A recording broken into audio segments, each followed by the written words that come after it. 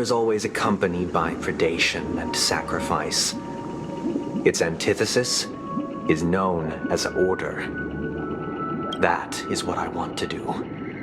Unite people's happiness under the banner of order.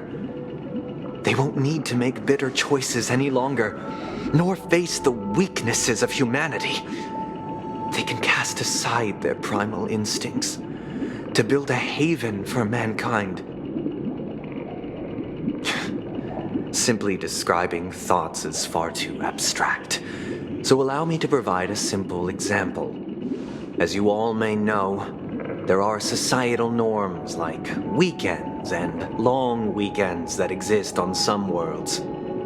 During these hard-earned rest days, people are given the chance to extricate themselves from the stresses of everyday life, allowing a certain tranquility to return to their souls. And it is only on these days that people do not have to adhere to the law where the strong prey on the weak. They can live out their lives happily during these brief intermissions. It's just a pity that 2 or 3 days are still too fleeting compared to the span of a lifetime. From where I stand, society's ideal system should be 7 rest days. Following Sunday, there should ensue a second, a third, and indeed an infinite procession of Sundays. This should be the face of the new world. Idyllic, eternal, peaceful days. And thus, every person can return to their base selves in this utopia. Some gaze in reverence at the stars, pouring their whole beings into calculating the distance between us and the isolated world of Pagana. Meanwhile, some seek refuge in quiet corners, holding one another, unencumbered by the chains of unwelcome obligations. There would be no need to bear the hardships of reality. Only in this way can humanity face the inevitable end with the purest of spirit, living a life of dignity. This is what it is to live in bliss. Miss Firefly, you who are stricken with entropy loss syndrome, you of all would surely understand this.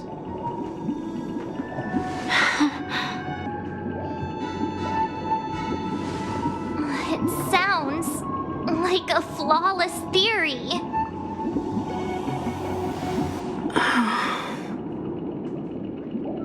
But what is the price to attain all this? The cost is minute, merely a personal and eternal sacrifice. If this paradise is to be maintained for everyone, someone must remain trapped in solitary awakening until the end of the cosmos. Awakening? Which means that this so-called paradise is still a dream. Stepping into this paradise means forsaking reality, correct? It is not forsaking, but transcending. Flesh, blood, sorrow, weakness. If the physical is the root of spiritual suffering, it is only logical that we defeat it. But in this supposed bliss, people won't have defeated their demons. The chance to overcome their tribulations would be forever lost to them. In other words, it is an escape. That's another way of understanding it. But there is no shame in escape. On the contrary, the seeds of escape exist in everyone's hearts. Don't you agree, Miss Firefly? And as to why we sleep, it is because we are afraid to awaken from our dreams. But this is not in conflict with the grand plan. Only in acknowledging this can we truly understand the frailty of human nature, and from there, show compassion and protection.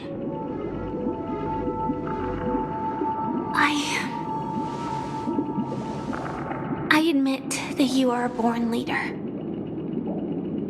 Your perspective on humanity brims with pessimism.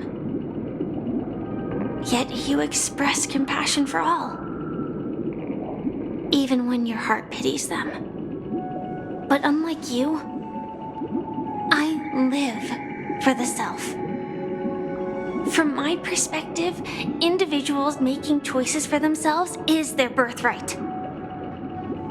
The want to escape may be innate in the weak, but whether they are weak or not, it is not up to another to decide. Perhaps in your mind, you also view me as weak?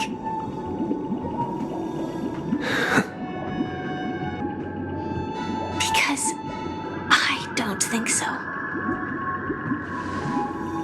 Since Miss Firefly has said her piece, the Astral Express will also naturally give you our answer. We'll leave it to you. Just as Mr. McHale instructed before. Tell him our choice.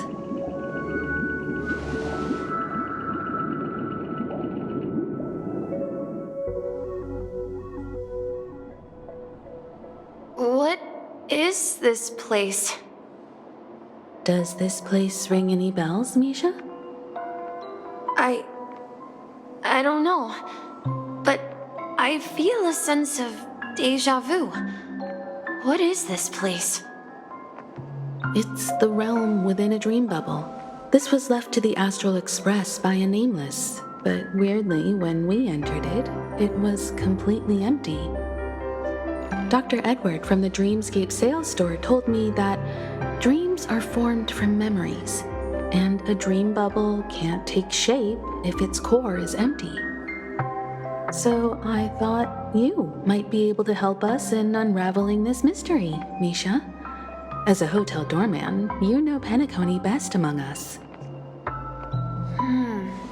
I don't know much about dream bubbles, but if you want to figure out what this mansion is, I'll do my best. I'm counting on you then. Himeko, I still don't get it. Why were you so sure that Misha had a connection with this dream bubble? I wasn't sure. It was just a hunch. But since Misha feels familiar with this place, my hunch might be correct.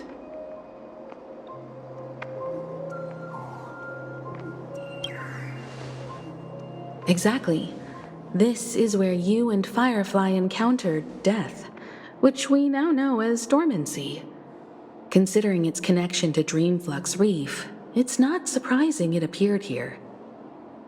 The question now is, who brought you here? Based on the clues we have so far, it's unlikely to be that masked fool, so identifying them is crucial to us.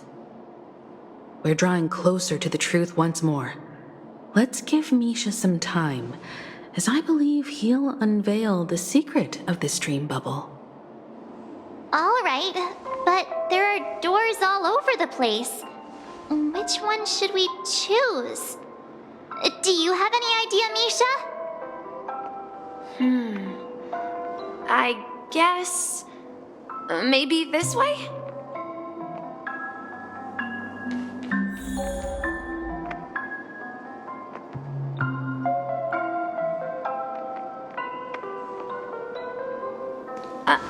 I'm not entirely sure, but let's give it a try.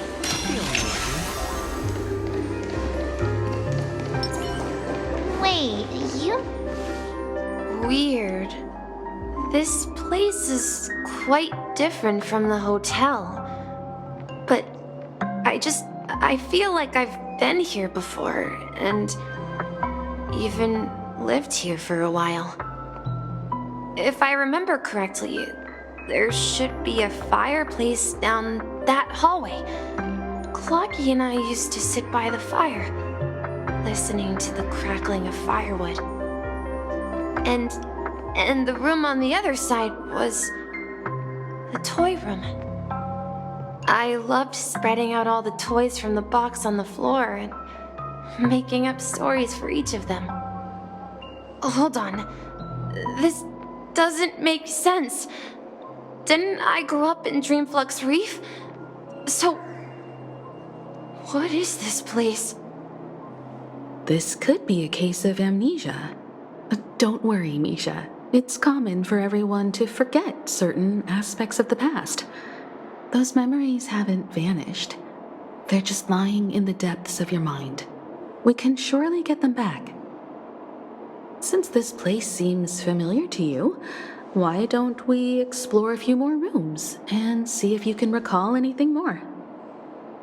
Yeah, then let's check out the rooms I just mentioned.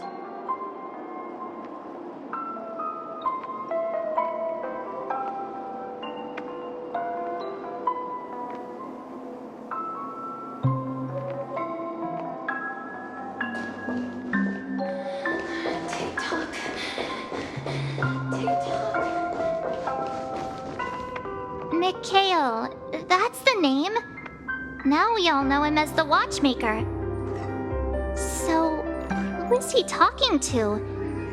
Do you know anything about it, Misha? I'm sorry, I don't know much about the Watchmaker, but Mikhail. Anything special about that name? Mikhail is Grandpa's name. Grandpa? Do you mean you're the Watchmaker's grandson? But we haven't heard anything about the Watchmaker having descendants. And the name Mikhail is not rare. Perhaps it's merely a coincidence. Could you tell us more about your grandpa, Mikhail? Yeah, sure. He was a seafarer who fearlessly ventured into mysterious seas and storms. He was always on the sea and had lots of friends who accompanied him on his travels. He didn't want me to call him Grandpa because that would make him sound old. He believed he was still young. The name Mikhail was given to him by his parents, Mihaly and Elise, both renowned seafarers. Every time he came back, he'd share his logbook with me and tell me about his adventures at sea. I want to become a great adventurer, just like him.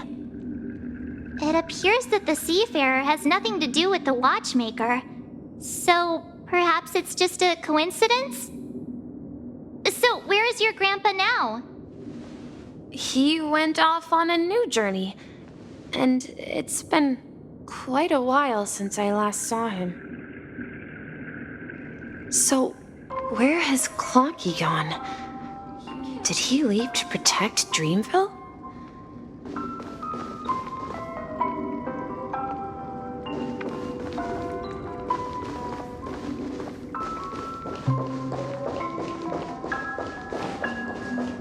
Tick-tock. Tick-tock.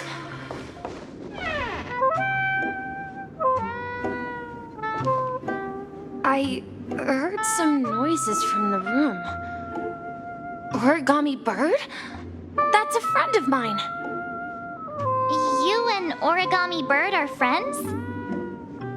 Yeah. It's a member of the Compass crew, just like Clocky and Miss Mirror. And there's more than just one Origami Bird.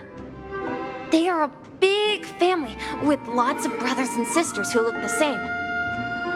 They follow Miss Mirror's orders and handle all sorts of jobs on the ship. They're the best sailors. Sailors? Can origami birds be sailors? Could you tell us more about the compass, Misha? The Compass is a ship bound for the New World. Clocky and his partners travel through layers of fog to the depths of the sea. Whenever there is danger, Clocky will use a compass and guide the ship in the right direction. That's a great story. But in the Penacony cartoon, Clocky and his partners have always lived in Dreamville and never ventured out, right? Huh? Oh, that does seem to be the case. Weird. I clearly remember Clocky arrived in the New World in the end. Perhaps Clocky has a hidden past. I think I hear the sound of water. You once mentioned there's a magnificent fountain up ahead.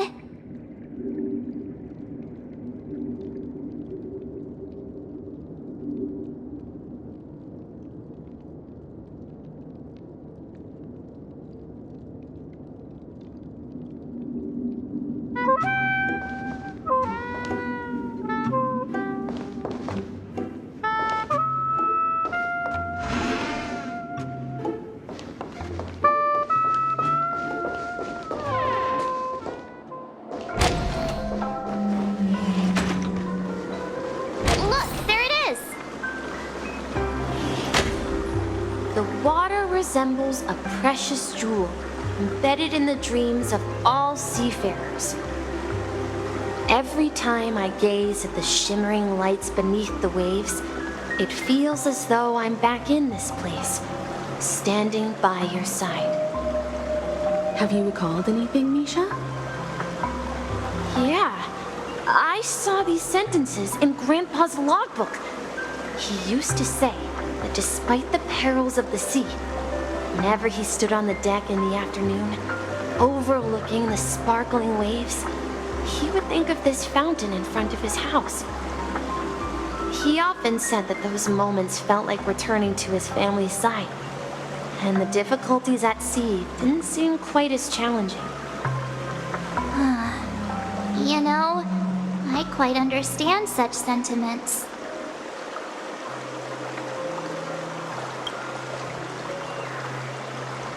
Hey, don't tease! I was just being a bit sentimental.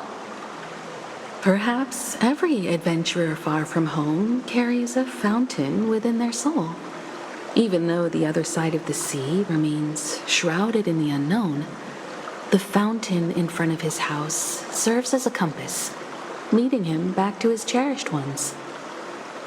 Yeah, while Grandpa was at home, we would stand by the fountain and place the compass, a toy boat that I made, into the pool. Back then, I would ask him when I could go on adventures like him, and he would always laugh and say I was still too young. It seems this Mikhail is truly a seafarer and has nothing to do with the watchmaker. Yeah, based on Misha's recollections, the scenes in the dream bubble appear to be his childhood memories. But this raises more questions. According to Misha, he was clearly born on an oceanic planet and led an ordinary life, with no connection to Penacony at all. Could this be some sort of metaphor? Perhaps the sea refers to the memory zone. I'm sorry. I don't know, but my memories keep pouring out uncontrollably, like water flowing from a fountain. Perhaps I'll remember more things if we go further. Share your burden.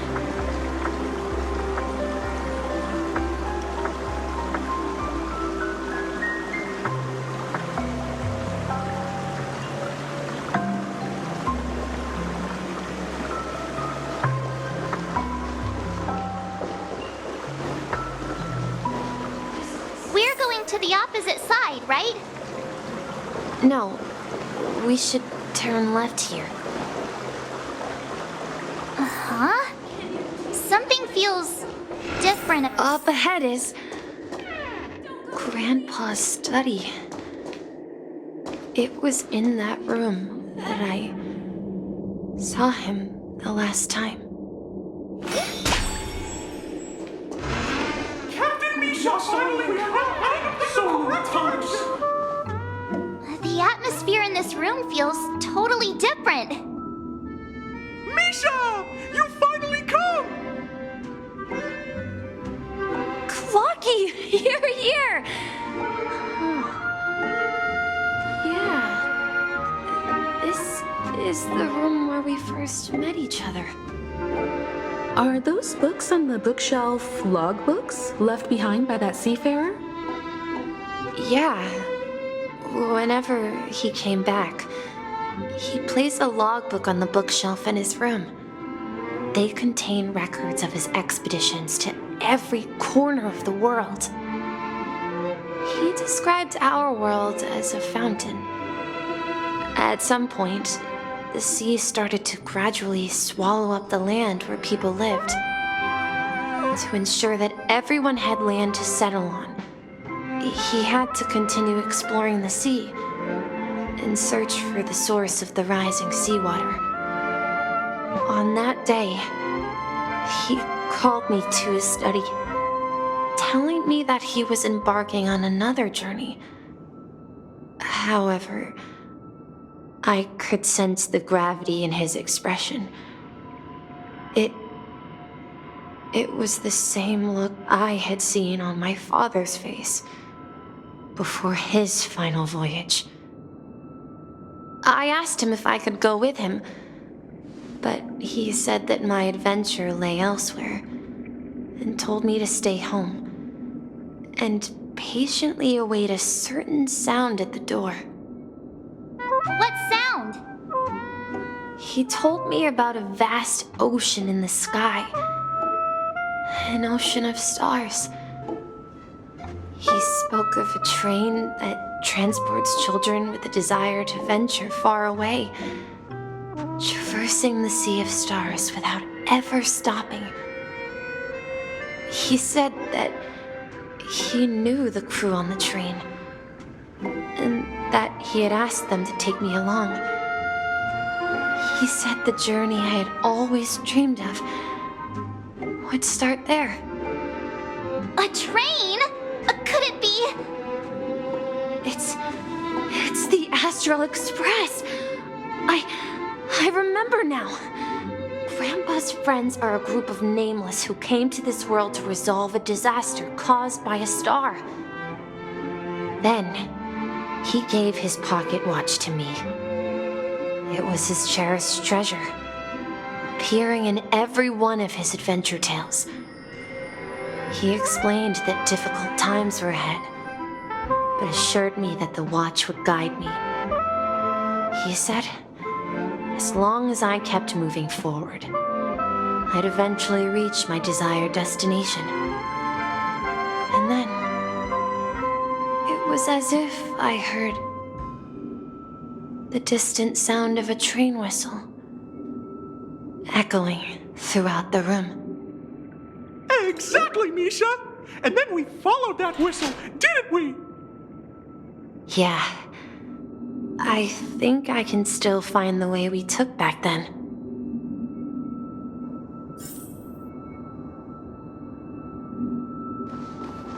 This is the dream. Do you remember? You said you obtained. Hey, the shape. Looks like we're just one step from revealing the truth.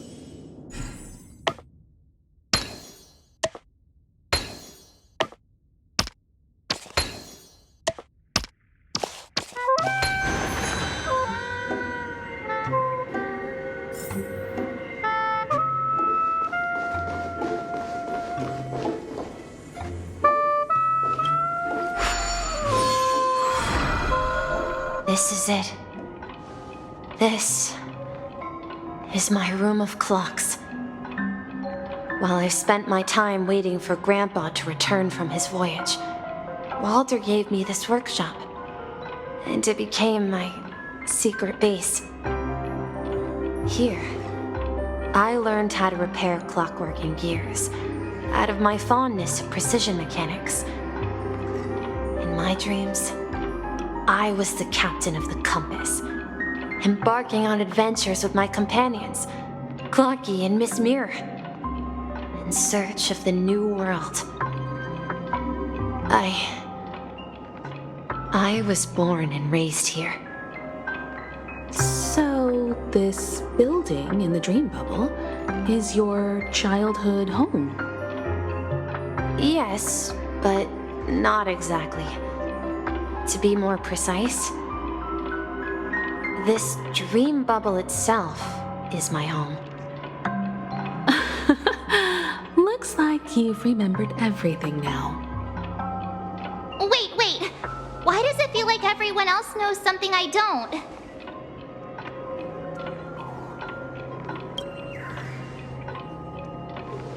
Marge, do you remember when she mentioned a clocky that only she could see? Yeah, the little guy here, right? But we all saw him in Dreamflux Reef, right? And Mr. Yang even greeted him. Looks like everyone on the Astral Express has a childlike spirit. The answer lies in the Astral Express. Her experience shows that neither Firefly nor Acheron can see this clocky. And when we were in Dreamflux Reef, you may have noticed that for some reason, nobody outside of the crew had ever talked with Clocky.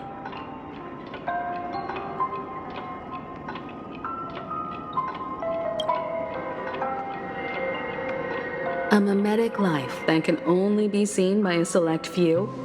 It's just like a hidden message left by someone for the nameless. But Misha can see Clocky too, right? They even grew up together. But Misha hasn't started the way of the Trailblaze yet. That's the key to the mystery, March. Now take a moment to recall. Have you ever seen anyone outside of the crew interact with Misha? Wait. No way! That's the answer, March 7th. This dream bubble is the place where I was born. And I'm a dweller in this dream. Just like a memory zone meme. I should have stayed here and waited for you. But when reality and memories merged, I unconsciously pushed open that door and left the bubble with Clocky. So it's not that the Watchmaker's dream bubble is empty, but rather the stuff inside ran away? And the whistle you heard was the sound of the express arriving at Penacony? That's one way to see it, but I believe there's a longer story behind all this. It's best for Misha himself to explain all the details. How about we start with your name? Now, should we call you Misha, or...? Thank you all for helping me rediscover my true self. Now, please allow me to reintroduce myself. I was born on Lushaka, in the Presmere system, adopted by seafarers Mikhail and Char. They gave me a treasure, a name that carried their hopes. Mikhail Char Legwork, or simply Misha. If you prefer, you can call me by a more familiar name, the Watchmaker. So, you're the Watchmaker himself? Unfortunately, that legendary figure is no more. I am only a reflection of his life. As for the child who has been with you, he's the innocent protagonist of Misha's childhood dream. A friend of Clocky, a young apprentice, and a future mechanic on the Express. And this also marks the beginning of his journey, devoted to the Trailblaze. At the end of the journey, I left this little flame, which I so cherished, in my deepest dreams, hoping to pass it on to the nameless of future generations. However, he somehow left the dream bubble and forgot all about his task. I apologize for all the confusion this caused. Because he was born with a desire to trailblaze, wasn't he? I don't think Misha has forgotten his role as a guide. He remembered it, And that's why he mistakenly appeared as a hotel doorman in her dream from the very beginning. The one who brought our unconscious friend here must have been Misha. If that's the case, we encountered the Watchmaker's legacy from the beginning, didn't we? Well, I have a sarcastic friend who says I always take big detours and end up back where I started. Perhaps that's what every nameless has to go through. But in the end, you found me. I'm sure you're all wondering what my legacy is. I believe my hound has mentioned the Stellaron and my wealth. If I may apologize, the Stellaron part is real. As for my wealth, however, it's nothing more than a baseless rumor.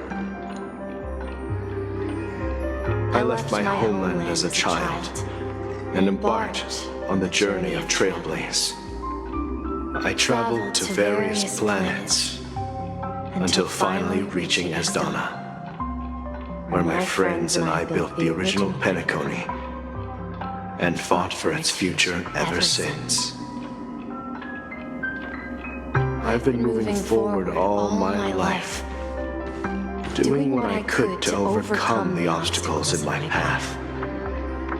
But ultimately, my journey reached its end, and I left behind no possessions worth entrusting.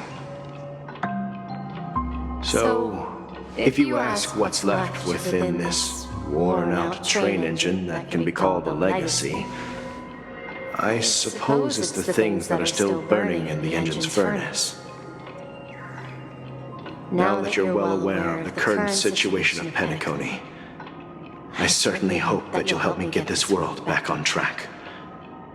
But I'll leave that decision to you, for the path of Trailblaze is never paved by others. All I have for you is a story and two gifts. I want to give you my pocket watch. It has accompanied me throughout my long journey, guiding that naive child forward, and has been blessed with the presence of so many great people up to this day. And my hat, too. The one who navigated for me placed it on my head and planted a fanciful thought in my mind. The trailblazing expedition will never end. Now, it's time for you to make your choice.